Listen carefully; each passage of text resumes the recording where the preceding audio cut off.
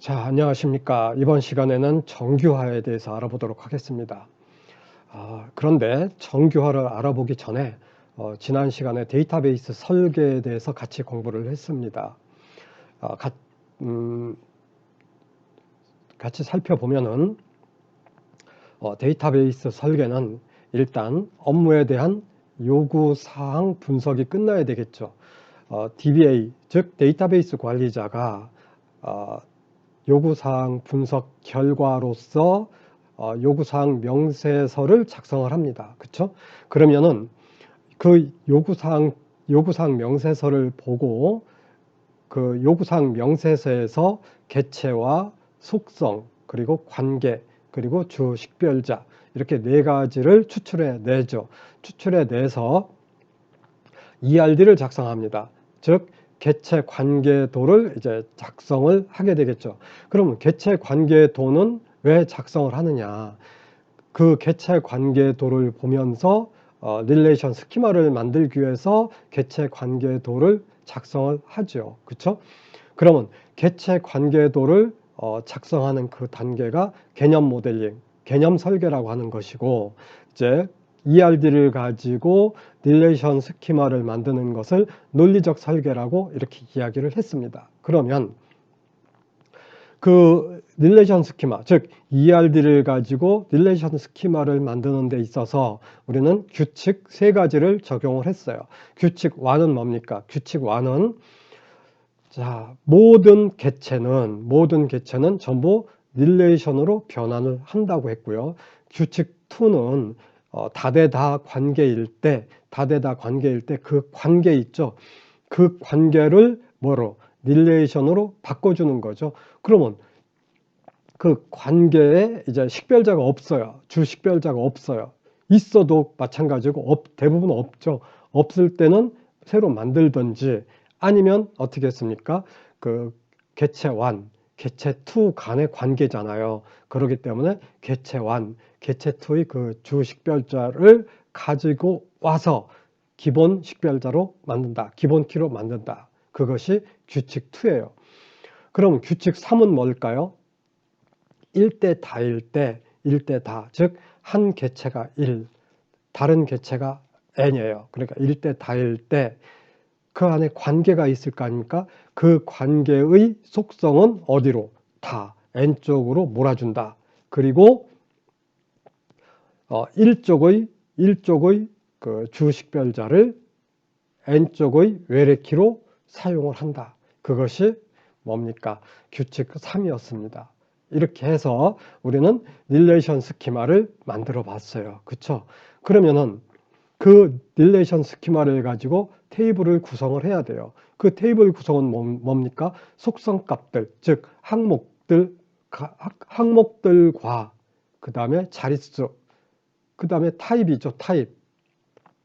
즉 문자형 또는 정수형, 문자형에서도 가변적인 문자냐 고정 문자냐, 바 캐릭터 또는 캐릭터, 그 다음에 외래키와 기본키를 설정을 하고 제한사항이 있으면 제한사항도 작성을 합니다. 이것은 교재에서는 논리적 설계에 속하지만은 우리가 일반적으로 물리적 설계에 해당이 된다고 했습니다. 그 다음에 마지막 5단계로서 우리는 무엇을 했습니까? 이제 SQL을 이용을 해서 또는 인베드 SQL이라고 하는 프로그램을 통해서 구현을 하는 단계까지 이렇게 지난 시간에 알아봤습니다. 그렇죠?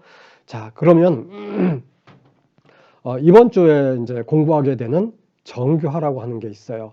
정규화, 노멀라이제이션. 그런데 여러분들은 이 단어가 처음 듣기 때문에 상당히 어렵고 생소해요. 저것이 무엇이지? 그런데 이 정규화부터는 고급 데이터베이스에 해당이 돼요. 고급 데이터베이스. 그래서 정보관리기술사, 정보조직응용기술사, 또 감리사, 프로젝트 관리자 PM, 프로젝트 매니지먼트죠. 이러한 고급 시험에 반드시 등장을 하고요. 물론 정보처리 기사 1급에서도 이제 나오는데 기초적인 거 나오죠. 그러나 아까 같이 기술사, 감리사 또는 프로젝트 관리자, 프로젝트 PM, 매니지먼트 이러한 시험에는 세부적으로 나와요.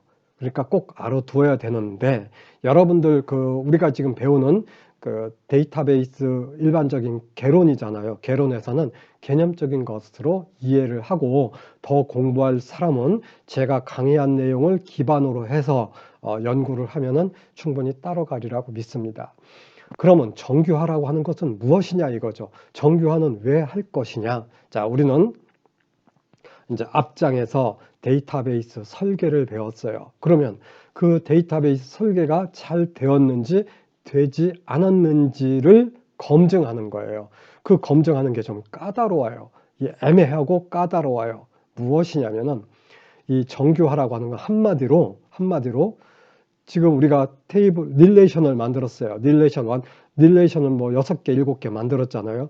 그 릴레이션이 잘 만들어졌는지 만들어지지 않았는지를 이제 검증을 하는데 거기에서 이제 검증을 하는 과정이 이제 함수 종속이냐, 함수 종속에서도 이제 완전 함수 종속 또 부분 함수 종속 이렇게 또 나눠요. 그것은 우리가 이제 기법으로 배워가면서 하는데 이제 완전 함수 종속, 완전한 테이블을 릴레이션을 구성하기 위해서는 어떻게 해야 되냐면은 완전 함수 종속이어야 돼요. 만약에 그게 안 된다면은 테이블을 또 쪼개야 돼요. 그 테이블을 나눠야 된다는 것이죠. 테이블을 나눈다고 하는 것은 영어로 디컴포지션. 그럼 테이블을 나눌 때 손실 없게 무손실 분해를 해가는 과정이에요. 그 과정을 함수 종속된 것만 가지고 이렇게 분할을 해 나가요. 그게 뭐 처음에는 1정규형, 두 번째 2정규형, 세 번째 3정규형, 네 번째 BCNF, 그 다음에 4정규형 뭐 이렇게 나가는데 실제적으로 우리는 가장 많이 쓰이는 1정규, 2정규, 3정규까지만 할 겁니다. 그러면 1정규형은 뭐냐면 여러분들이 릴레이션 앞에서 논리적 설계에서 릴레이션 스키마를 만들어냈죠. 그것이 1정규형입니다. 아시겠죠? 그런데 그 1정규형 테이블을 만들었는데 릴레이션을 만들었는데 문제가 있어요. 어떤 삽입, 삭제, 수정을 할 때 약간 이상이 있어요. 그리고 그것을 아노말리라고 하는 현상이라고 해요. 아노말리 현상, 이상 현상. 그러니까 삽입, 삭제, 수정할 때 약간의 이상적인 게 있어요. 그것을 해결하기 위해서 이제 완전 함수 종속이냐, 부분 함수 종속이냐를 따져갖고 부분 함수 종속을 빼고 완전 함수 종속인 것만 테이블을 또 만들어. 그것을 이정규형이라고 해요. 그런데 그걸 만들다 보면은 어떤 이행적 함수 종속이라는 또 그런 문제가 나와요. 그건 이제 세부적으로 들어가서 강의를 할 거예요. 그 이행적 함수 종속을 제거해서 만들어 놓은 테이블이 그건 또 쪼개지는 거죠. 테이블을 또 쪼개놔요. 그것을 3정규라고 해요. 3정규. 그래서 우리는 정규형에서는 배우고자 하는 것이 어떤 이상현상, 테이블을 앞장에서 릴레이션 스키마를 만들었는데 그게 이상해. 이상현상을 살펴볼 거예요. 살펴보고 이상현상에 대해서 이제 무엇을 하냐면은 완전 함수 종속만 만들어내고 부분 함수 종속은 떼놓는다는 것이죠. 그리고 그 완전 함수 종속에서도 또 이행적 함수 종속을 또 찾아낼 거예요. 그렇게 만들어서 테이블을 분할, 즉 무손실 분해하는 과정을 이번 시간에 배우게 되는 것입니다. 근데 여러분들은 이 용어들을 처음 접하고 용어들이 어려워요, 사실. 그래서 기본적이면서 체계적으로 이번 주 강의를 시작하겠습니다. 아시겠죠? 자, 이번 주도 화이팅!